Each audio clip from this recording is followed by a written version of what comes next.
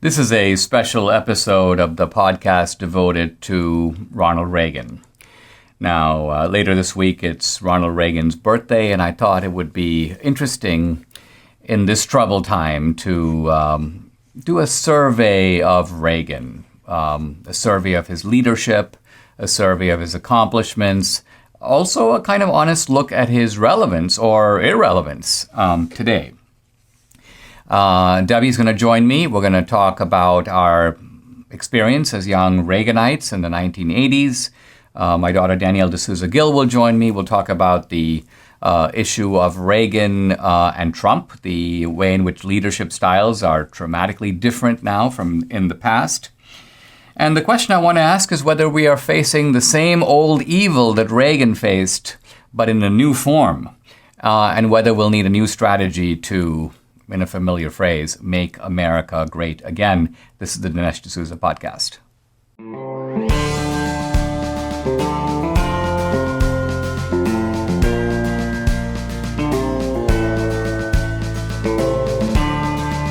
America needs this voice. The times are crazy. In a time of confusion, division, and lies, we need a brave voice of reason, understanding, and truth. This is the Dinesh D'Souza podcast.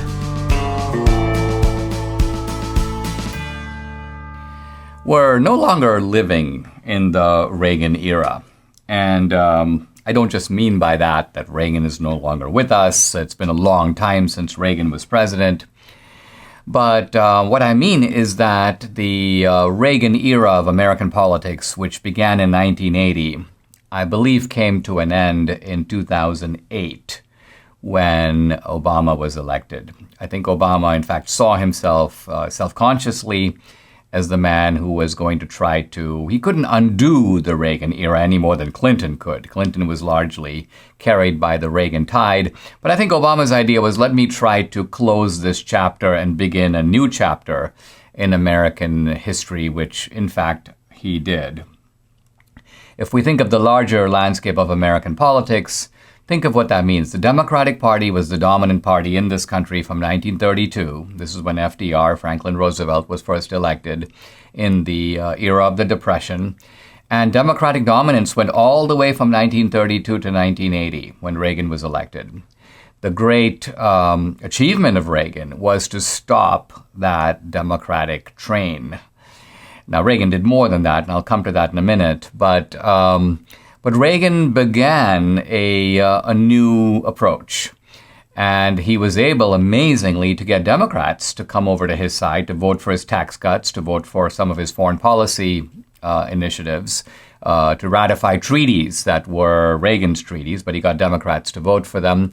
And Reagan's influence continued to be felt long after Reagan. It went into the Bush era. In fact, George H.W. Bush was largely elected on the strength of Reagan.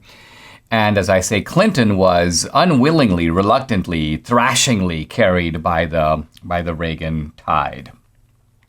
But we haven't had somebody like Reagan since Reagan. Republicans since Reagan have been so different than Reagan. Many of us who came of age in the Reagan era were looking for another Reagan. We realized not only is that Reagan hard to find, but we were unlikely to find another Reagan in our lifetime. That's been a perhaps startling, but it shouldn't have been a very surprising discovery. Reagan was in many ways a very unique guy. Now, the challenges of today are different than Reagan's. Reagan faced largely an international crisis, although there were domestic crises as well. But the big fight for Reagan was the Cold War. And the opponent was a Soviet empire that had become rapacious and very strong, with tens of thousands of nuclear-tipped warheads pointed directly at us. And Reagan realized that that was the challenge of his day. Today, of course, we're facing a more internal, more domestic challenge. And so the tactics of Reaganism, the generic appeal to patriotism, the appeal to kind of one America united against an opponent, even though that was to some degree more rhetorical than real. Nevertheless, Reagan could plausibly appeal to a single America united behind a single anthem and a single flag. But that's not our America today. I remember in 1987, I was listening to Reagan. I was in my office. I was in the White House, in the old executive office building, and I was watching on TV as Reagan, who was then in Berlin at the Brandenburg Gate, was saying, "Mr. Gorbachev, take down this wall." And of course, I was thrilled by this speech, in part because a college classmate of mine, Peter Robinson, who was a fellow right-winger at the Dartmouth Review. We were buddies together at Dartmouth, and here was Peter writing this unbelievably important speech. But I don't even think Peter thought, and I certainly didn't think, listening to Reagan in 1987, that the Berlin Wall 2 years later would in fact come down. We just thought this was sort of masterful rhetoric, and there's a very interesting story that I might tell in the next segment about how this speech even got written. But Reagan's achievement wasn't just to say it, but to actually make it occur. The Soviet bear had been on the prowl from 1974 to 1980, gobbling up 10 countries, including South Vietnam, Cambodia, Laos, South Yemen, Angola, Ethiopia, Mozambique, Grenada, Nicaragua, Afghanistan. Think about that. 10 countries falling into Soviet orbit in 6 years. This is the legacy of democratic defeatism. We're back with that legacy now. It seems that when Democrats are in office, really bad things happen around the world. And of course, the 1970s were really no exception. At this time, it seemed like fighting the Soviet Union was the losing battle. In fact, a famous communist who became a conservative, Whittaker Chambers, when he moved right, when he left the Communist Party and joined, if you will, the side of the West, he made the really striking comment. He said, "I am leaving the winning side." And you get a sense here of how conservatism in those days was defined by a kind of gloom. The gloom is that we're on the right side, but we're going to lose. Reagan never shared that gloom. Reagan believed that we're going to win. Reagan predicted that we're going to win. Here's Reagan, by the way. This is in 1981. He's speaking at the University of Notre Dame. And Reagan says, "The West won't contain communism. It will transcend communism. It will dismiss it as some bizarre chapter in human history whose last pages are even now being written."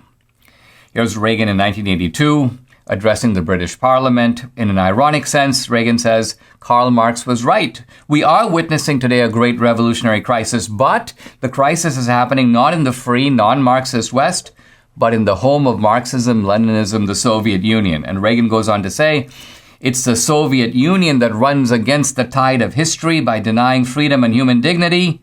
And he says that if the Western alliance remains strong, it will produce, quote, "a march of freedom and democracy which will leave Marxism, Leninism on the ash heap of history." I'm quoting these things because at a time when no one, and I mean literally no one, thought the Soviet Union was going to collapse, Reagan did. He predicted it, he knew it, he adopted the policies to make it happen, and then it did happen. He left communism on the ash heap of history, never to return in that form again. Mike Lindell is such a kind of creative guy that whenever he comes up with new products, I'm like, what's it going to be this time? Well, My slippers, that's the new one. And I'm like, let me get some now. I want to try them. I love them. They're so soft. They're awesome. I mean, they're pretty much what I slip into right as I get out of bed. Well, Mike has taken over 2 years to develop these My Slippers. They're designed to wear indoor or outdoor all day long. They're made with MyPillow foam and impact gel to help prevent fatigue. They're made with quality leather suede. And for a limited time, Mike is offering 50% off the new My Slippers. Now, these My Slippers are so comfortable, you're going to want to get some for the whole family. And we actually did. Here's Danielle with her moccasins, and of course Debbie and I just love ours. I got the moccasins, she got the slippers. Go to mypillow.com and use promo code Dinesh. You're going to get deep discounts not just on the slippers, but on all the MyPillow products, the Giza Dream bed sheets, the MyPillow mattress topper, the MyPillow towel sets. Call 800-876-0227. That's 800-876-0227, or go to mypillow.com. Make sure you use promo code DINESH, Dinesh. Those of us who lived through the Reagan era all have our kind of favorite moments and memories of Reagan. If you lived through that time, here's one memory I don't think that you'll soon forget. This is a moment from the Reagan-Mondale debate of 1984, which shows you Reagan's ability to deliver a punch, and in this case it was a counterpunch. Listen. I will not make age an issue of this campaign. I am not going to exploit for political purposes my opponent's youth and inexperience.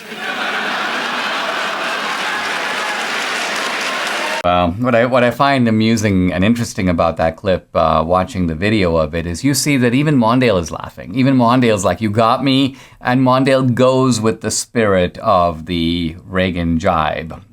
And that's, of course, the lighter side of Reagan. I don't know if that was a scripted line that Reagan came armed with, or if it was a spontaneous punch. If it was spontaneous, it's one of the best spontaneous lines ever delivered, I think, and certainly a presidential debate. But here's an earlier glimpse of Reagan. This is 1964. This is Reagan speaking on behalf of Goldwater. This is the speech that sort of brought Reagan onto the national stage. And you can see a younger Reagan and get the mood of Reagan, a little bit more somber mood from this short clip. Listen. You and I have a rendezvous with destiny.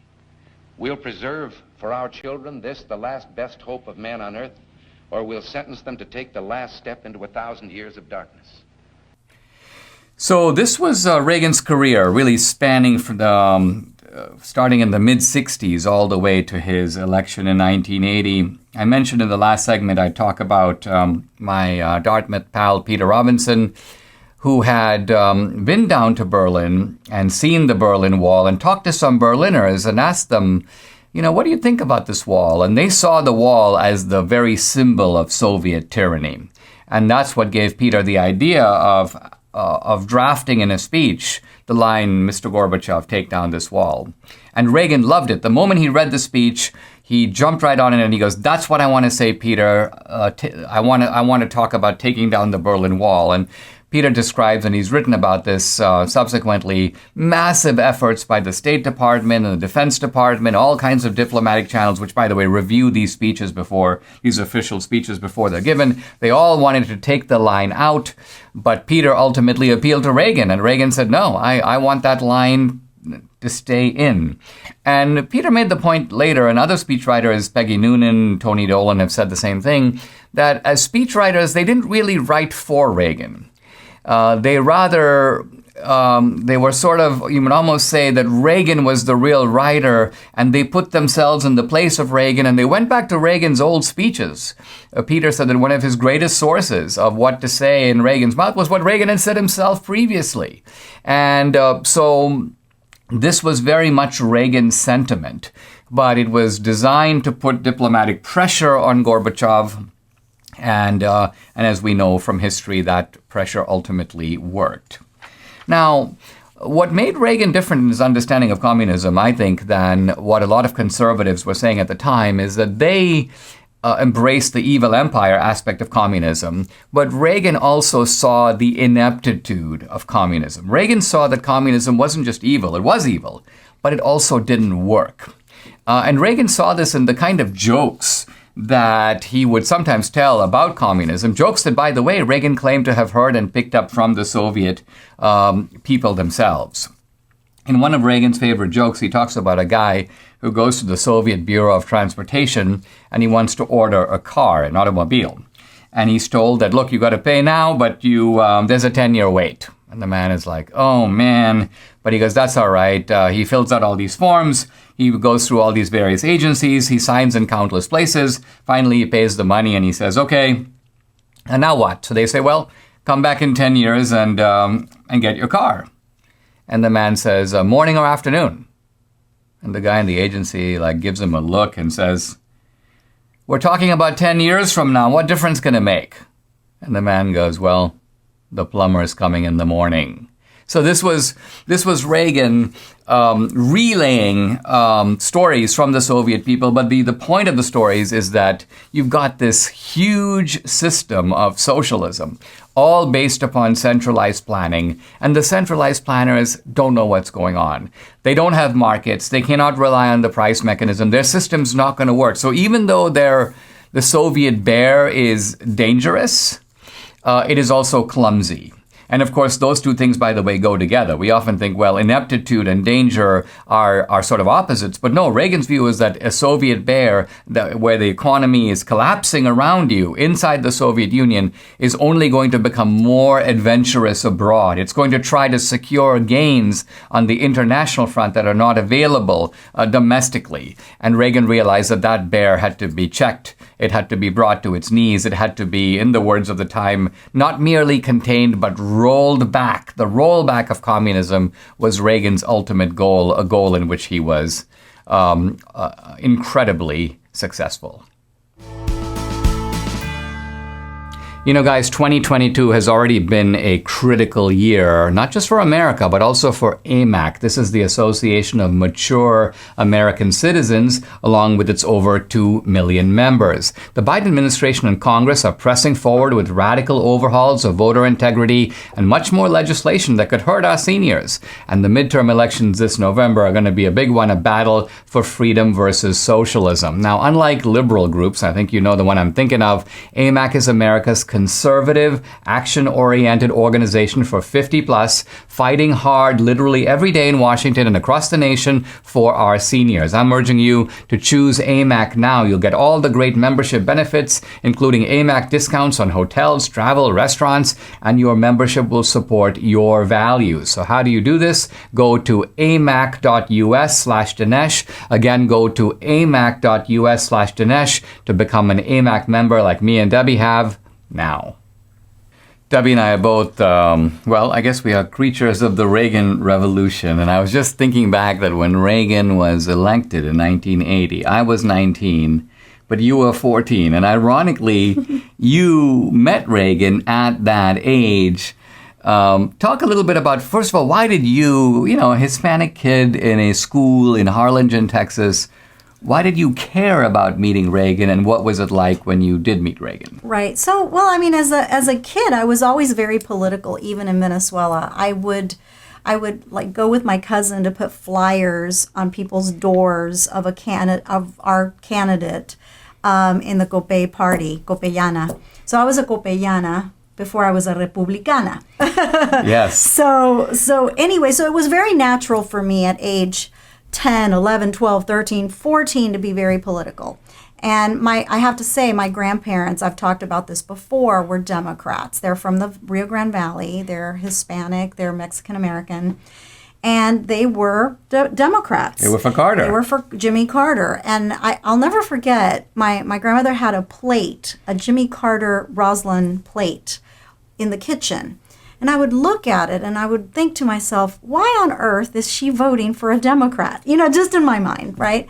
Well, when it was announced that Reagan was coming to Harlingen, I really wanted to meet him, and I really wanted to do everything I could to make that happen. And so he went to Harlingen in the fall of 1980, probably September, I think, around then. I was a ninth grader. And so I was really excited and gung-ho to go see him. I got to see him. He was super sweet. But one of the things that I'll never forget that he said in that talk in Harlingen was that Hispanics are Republican. They just don't know it. Well, I knew it. Well, let's unpack that phrase. Yes. Hispanics are, what he meant, I think, is that if you look at the way Hispanics are, not politically, but just their values, they're pro-family, they're hardworking, they know that education is the way up the ladder. In their beliefs and their conduct, they do belong in the Republican Party, even though historically they had been voting Democratic. Right. And your grandparents being the perfect example. And my grandmother thought Jimmy Carter was a farmer, that he was probably not of wealth, and so she thought, he's like us. He is like us, right? Not to mention he's an evangelical Christian. Exactly. And my grandmother was an evangelical Christian, and so all of these things were very important to her. So anyway, but Reagan, and I came to find this out later, Reagan's goal, and this is why we always talk about Latinos and Trump and the fact that he made such headway with inroads with the Latino community in the Rio Grande Valley. But Reagan always wanted the Republicans to have a really large Hispanic support. And in 1980, he got 30% of the Hispanic vote. And in 84, he got 37% of the Hispanic vote. I was one of those because I did get to vote for him his second term, right? But nobody came close to him until Donald Trump. And so George W. Bush, I believe he got 30 and 35. I think Senior got 30% of the vote. But, this is crazy because we should be getting, Hispanics should be overwhelmingly voting for Republicans because of the Hispanic platform, just in general, our values, our beliefs really line up with the Republican Party and not the Democratic Party. So we are doing a very poor job as Republicans to bring more Hispanics into the fold. Since Reagan, we haven't, I think it's fair to say, had someone quite like him. We have had a number of people, starting, of course, when we had Bush, H.W., then Clinton, and on the Republican side, we had W., and of course, we've had Trump.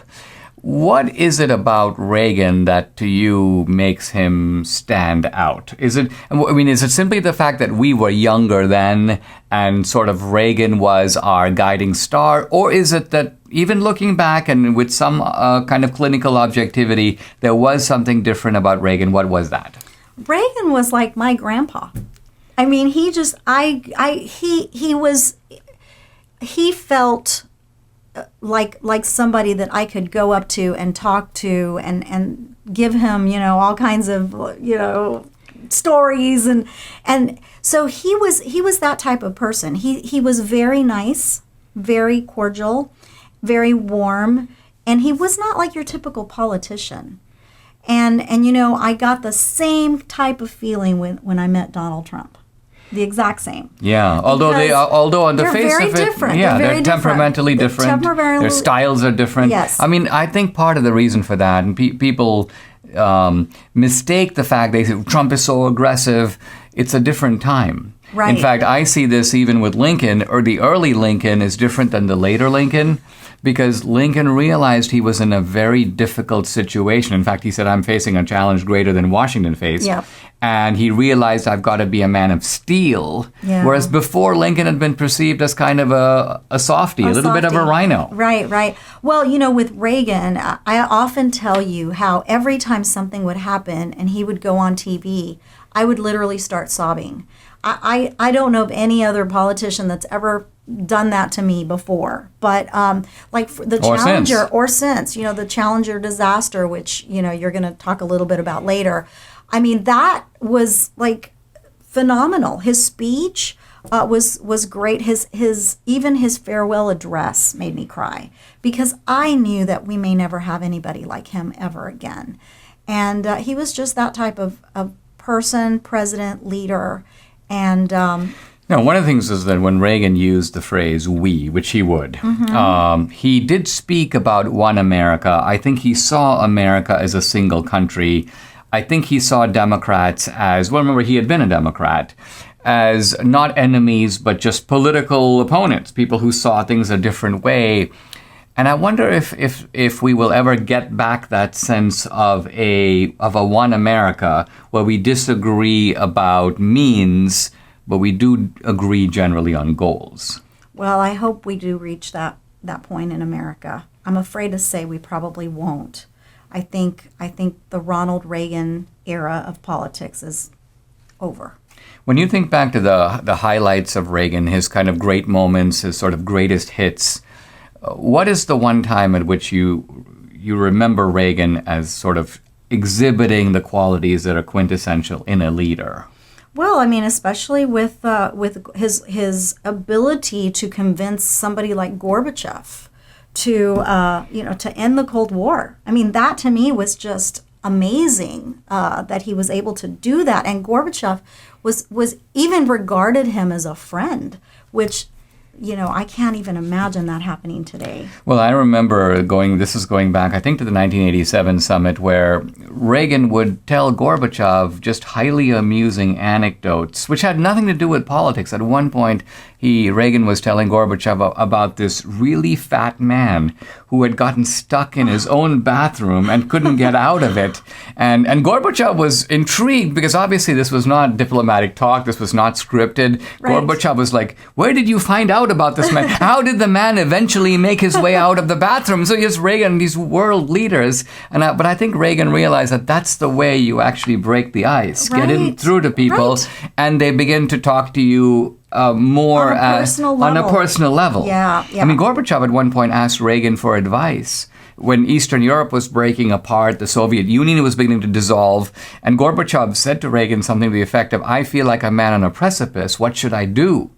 And Reagan unbelievably said to Gorbachev, take one step forward. I'm sorry. I always get choked up. But I mean, here's a man telling another man to commit sort of political suicide, and amazingly, he did it. Gorbachev did it. Unbelievable. Unbelievable. Yeah.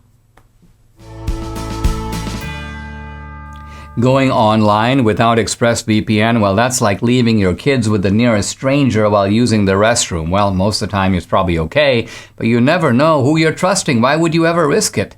That's why you need to be using ExpressVPN. Now, every time you connect to an unencrypted network in a cafe, hotel, airport, any hacker on the same network can gain access to your personal data. It doesn't take that much technical knowledge to hack someone. Just some cheap hardware is needed, and your data is valuable. Hackers can make up to $1,000 per person selling personal information on the dark web. Now, ExpressVPN is the solution. It's so secure. No one can get past ExpressVPN's encryption. You just fire up the app, click one button, boom, you're protected. It works on all smart devices. So go ahead, secure your online data today by visiting expressvpn.com/Dinesh. That's expressvpn.com/Dinesh. You'll get an extra 3 months for free. Once again, expressvpn.com/Dinesh. Henry Kissinger called Reagan's defeat of communism the greatest diplomatic victory of the modern era. And I think it was. It ranks with the defeat of Nazism as one of the greatest achievements of the West in the past 100 years or so. You can see the magnitude of Reagan's victory when you contrast his evil empire speech, which goes back to the early 80s when he first took office, with the way that former Soviets talked about Reagan at the very end. So let's begin by just getting a little taste of that evil empire speech. Here's Reagan speaking in the early 80s about the Soviet Union as an evil empire. Listen. To ignore the facts of history and the aggressive impulses of an evil empire, to simply call the arms race a giant misunderstanding, and thereby remove yourself from the struggle between right and wrong and good and evil. So let's pay attention to the significance of what's going on. The liberal view at the time was that the U.S. and the Soviets were similar. We have different economic systems maybe, but we're basically two great powers. We have both have similar interests and objectives. We're both trying to project our influence. Sometimes there's obviously misperception, misunderstanding, as Reagan puts it, and we sort of have to work through that. This was the liberal view. Reagan's view is no, there's a moral line that runs between these two societies, free societies on the one hand, totalitarian on the other. Now, I mention all this because let's fast forward to when the Soviet Union is now collapsing. And there are uprisings across Eastern Europe. Poland is already breaking free of Soviet influence. And here is the Soviet Foreign Ministry spokesman, Gennady Gerasimov. This is one of Gorbachev's top guys. In fact, I think I might have met this guy, if my memory is right. I had a brief conversation. I had the opportunity to actually interview Gorbachev for my book on Reagan. This is the book, by the way, Ronald Reagan, How an Ordinary Man Became an Extraordinary Leader. If you want to read good books on Reagan, I obviously recommend my own. I also recommend Peggy Noonan's What I Saw at the Revolution. I recommend Doug Brinkley's book, The Reagan Diaries. Brinkley is actually a liberal, but I think I had a big role in convincing him to write that book. He had written a kind of somewhat absurdly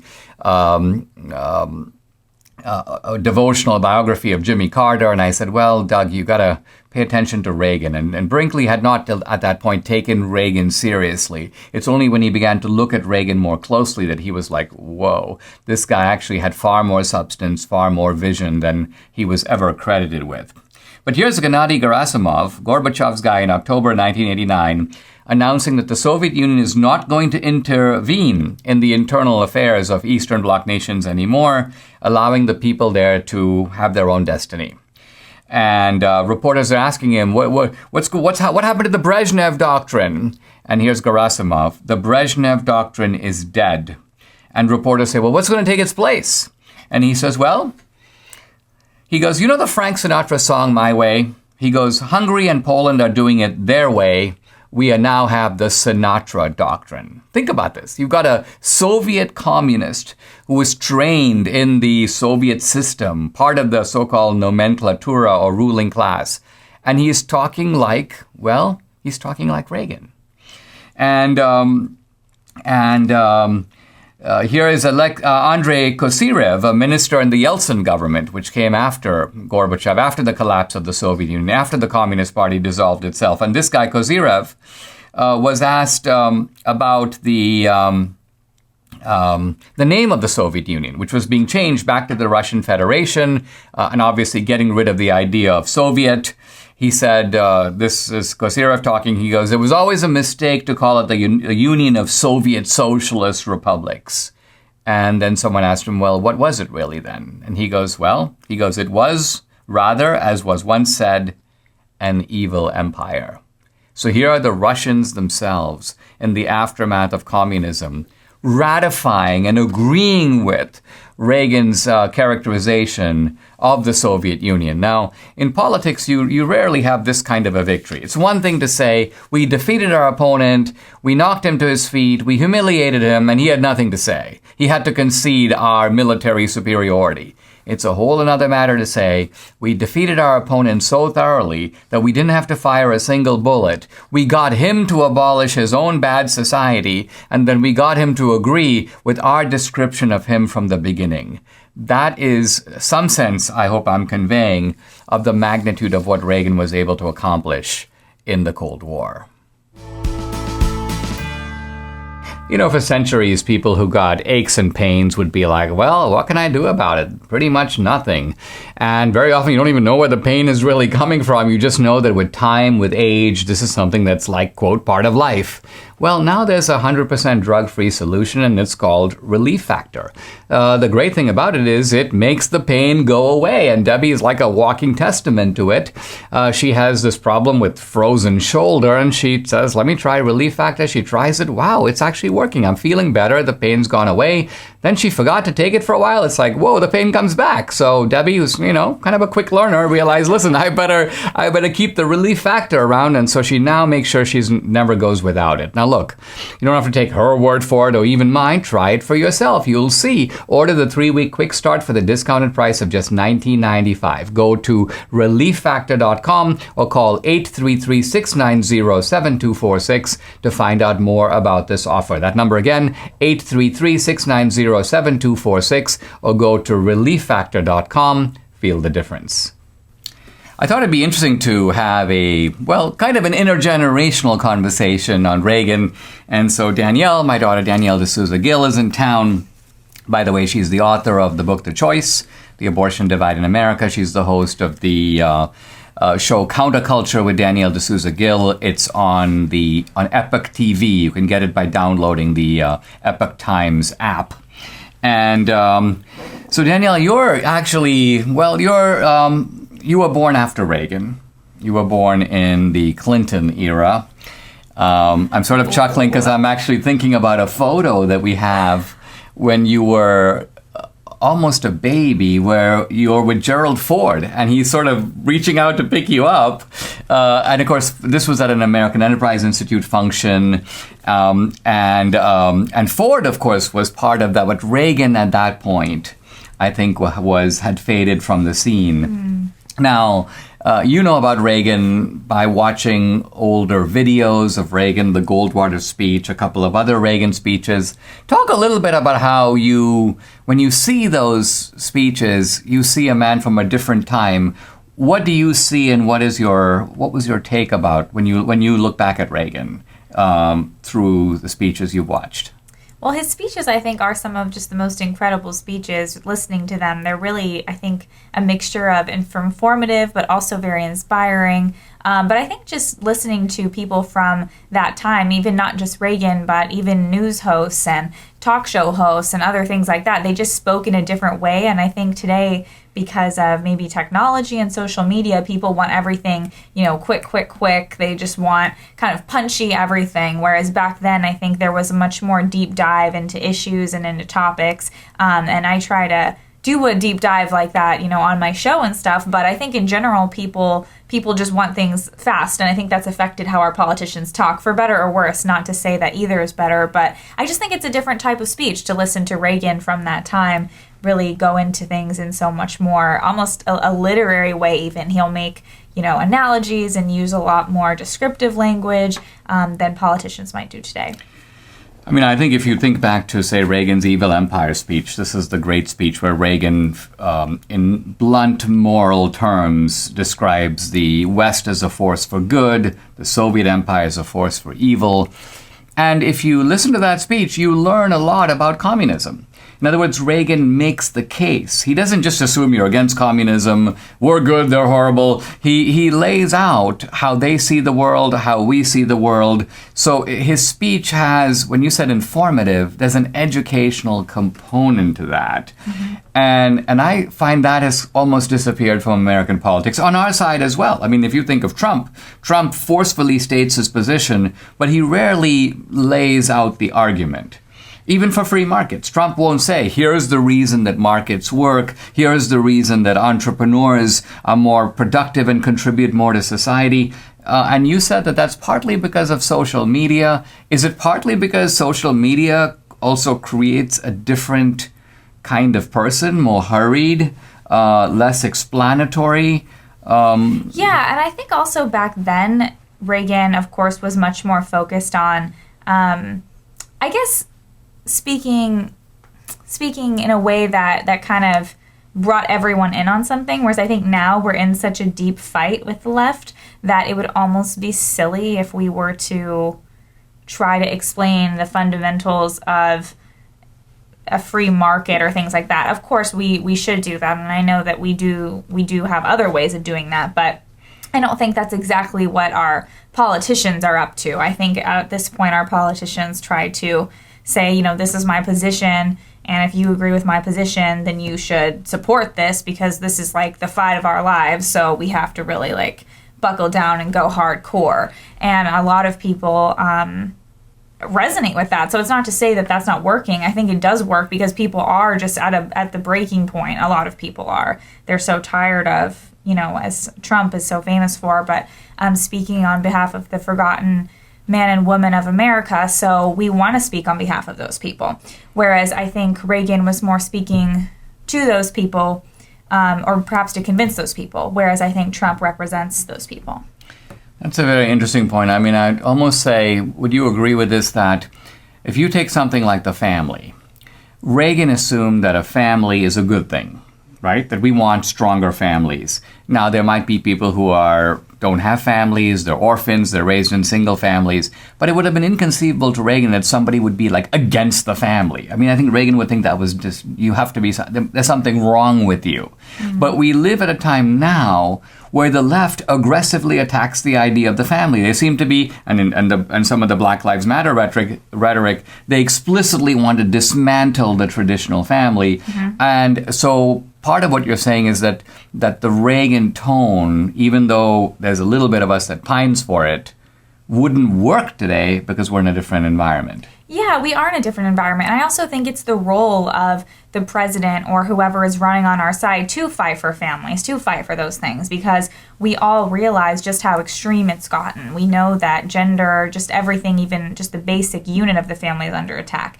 And perhaps someone else, maybe we would, or maybe Larry Elder would explain the importance of, the father in the home, or go into more details to convince someone of that. But in general, I think mostly the politicians are focusing on hopefully winning these things. I mean, for Reagan, I think the opponent, the real opponent, was always abroad.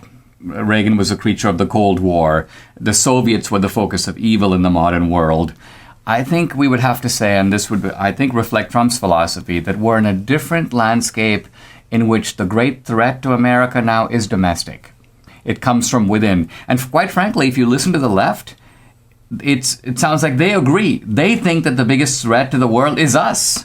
And we think the greatest threat to the world is them. But we agree that we would locate the focus of the struggle domestically and not internationally. And that is a real chasm that separates the Reagan era from today. Right, and I think that's what Trump would have in common perhaps more with Abraham Lincoln, because the threat is from within, and it was very divided times. And so I know Trump has compared himself to Lincoln, and so you can see the Trump-Lincoln behind us. But yeah, I think Reagan's time period was definitely more with the conflict abroad, and people's love of Reagan is so deep, almost in a very affectionate way, whereas I think people's love of Trump is so deep, but in a self-identifying way, in the sense that people feel like they're more like Trump because Trump is them in a way, whereas Reagan is a little bit more of an ideal figure.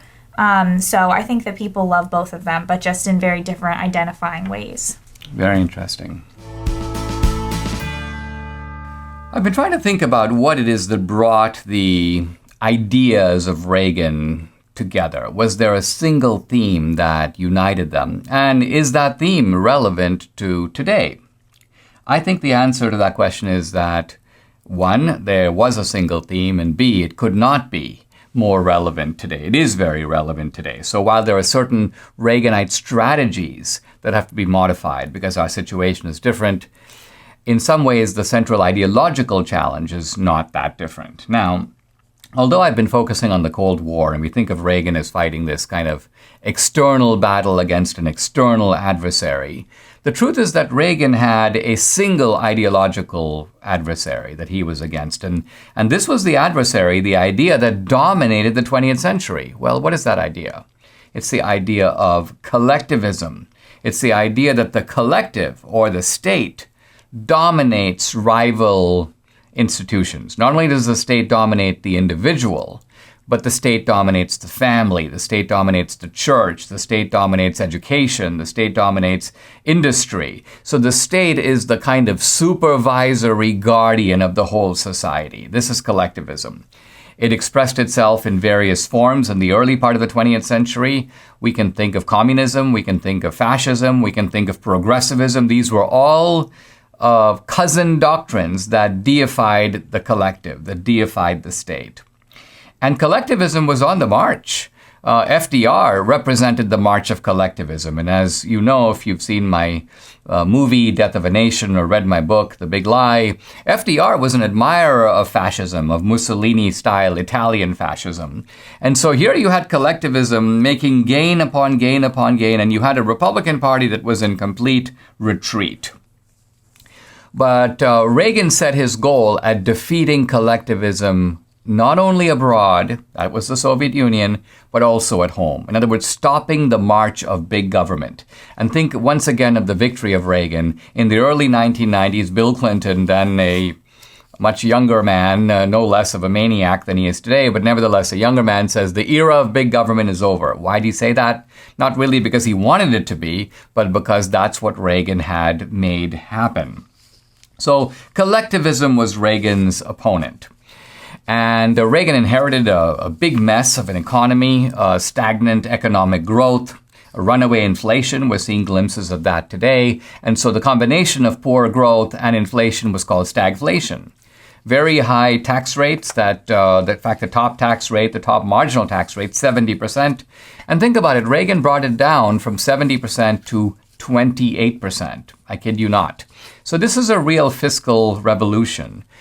In two stages. Reagan, the initial tax cuts brought the tax rate down, and then later in the tax reform of 86, the tax rate went down to 28%. Now it's gone back up to 37, 38%, but think about it, it's not even close to 70. There's not even the most left-wing Democrat who could push the marginal tax rate back up to where it was in 1980 before Reagan took office.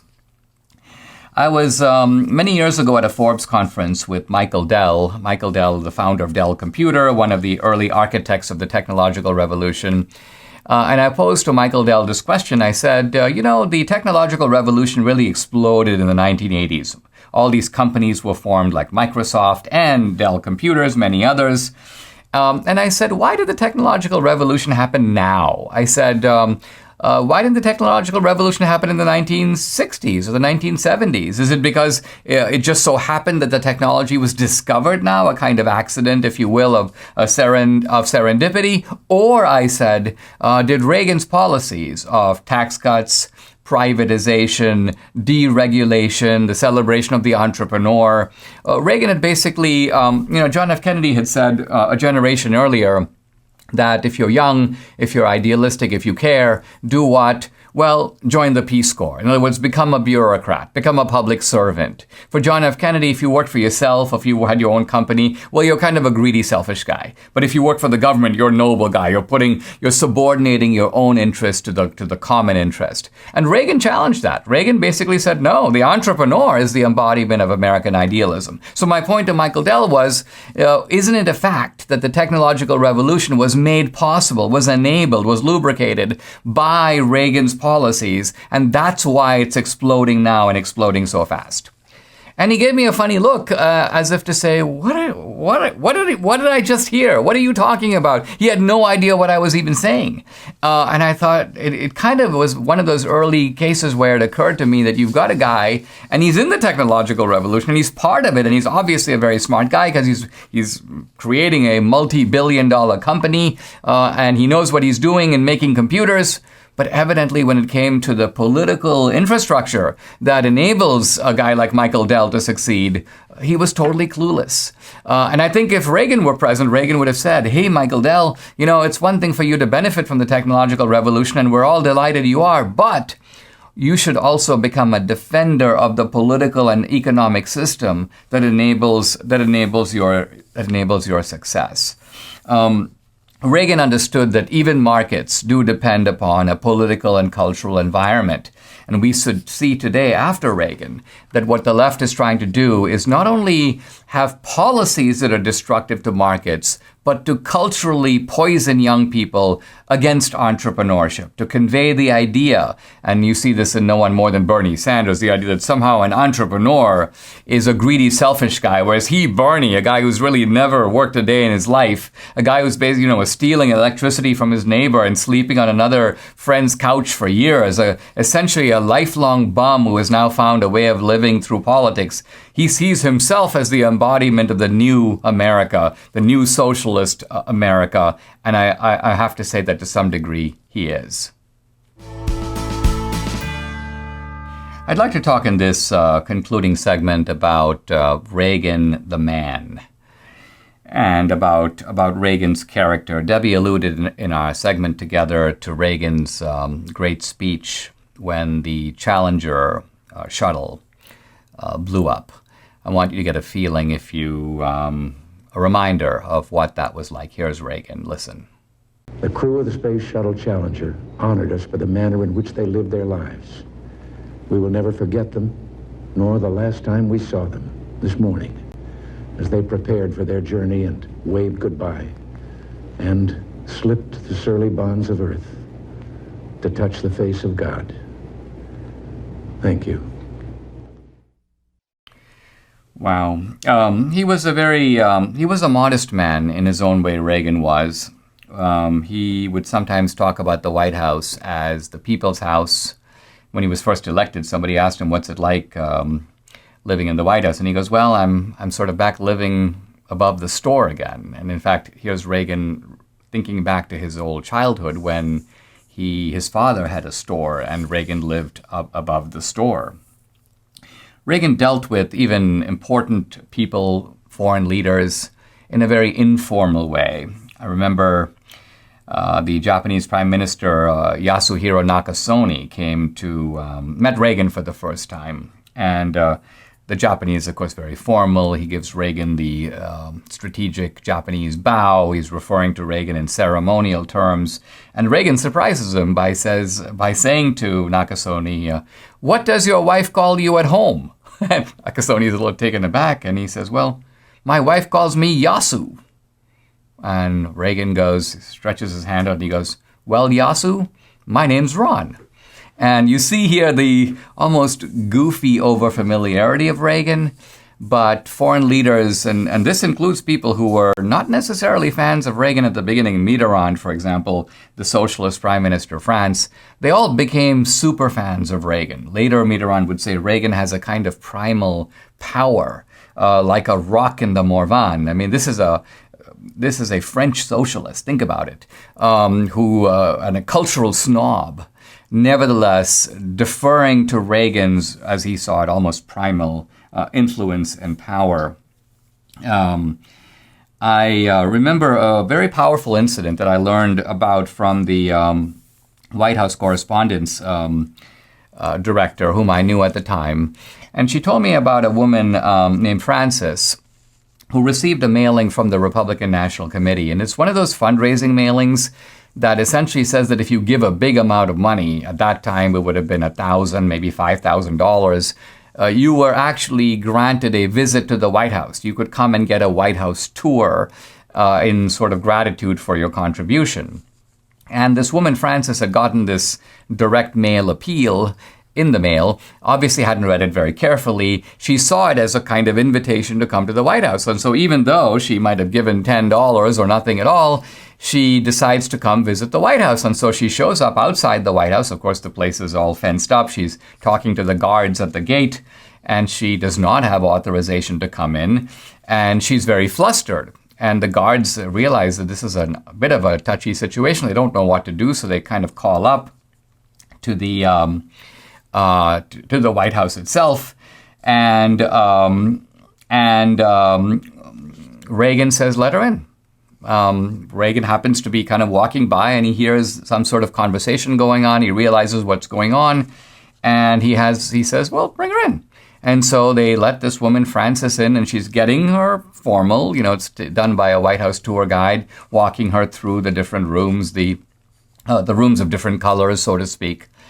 And she's very, starstruck and looking around. And then what happens? Well, the doors of the Oval Office open, and out comes Reagan. And he walks up to her and he goes, "Frances, if I had known you were coming, I would have come out to meet you myself." Now, can you imagine the impact on this woman of the President of the United States interrupting whatever he's doing, coming out to greet her personally? This was Reagan. This captures, in a sense, the spirit of Reagan. For me, I remember Reagan. I had worked in the White House in 1987, 1988. Not a very long time, just a little bit over a year. And then I left at the very end. I joined the George H.W. Bush campaign, and after that went to the American Enterprise Institute. But I did attend the kind of farewell party that Reagan had when he was leaving. And I remember about 40 of us Reaganites standing around Reagan. And I remember Reagan saying this, and I quote this in my book, so I'm reading from it now. He said, "We have had a revolution, and the revolution has been a success." Reagan went on to list some of the data and talk about how the world had changed, how the economy had changed. And then it's so classic. Reagan goes, all in all, he goes, "Not bad for a fellow who couldn't get his facts straight and worked 4 hours a day." Reagan making a joke here about the fact that people said he was lazy, showed up, to the office at 10, left at 4, and so on. Claire Boutellus, a great American diplomat, once said that history will remember every president by only one line. So Washington was the father of the country. Lincoln freed the slaves. It's kind of interesting to think about. Well, I mean, you and I could think about how Obama is going to be remembered. I'll leave that one for the moment. But how will Reagan be remembered? Margaret Thatcher, I think, gave a pretty good first draft at history when she said he'll be remembered as he he won the Cold War without firing a shot. And I think he did that. He did do that. But I think he also restored the American economy, and he restored the American spirit. And the battle that Reagan fought against collectivism, which he won in his time, arresting the growth and spread of collectivism probably for 30 to 40 years. But collectivism is now back. What is the left trying to do if not collectivize the economy, collectivize the culture, collectivize our minds, stamp out our individuality, and put us into worshipful subordination to the state? It's an old serpent. It's an old enemy. Reagan successfully fought it. And if we adopt some of the same Reaganite spirit while recognizing we live in different circumstances, then we too, here now, inspired by Reagan, can fight the second round, the new battle against collectivism, and once again prevail. Subscribe to the Dinesh D'Souza podcast on Apple, Google, and Spotify, or watch on Rumble, YouTube, and SalemNow.com.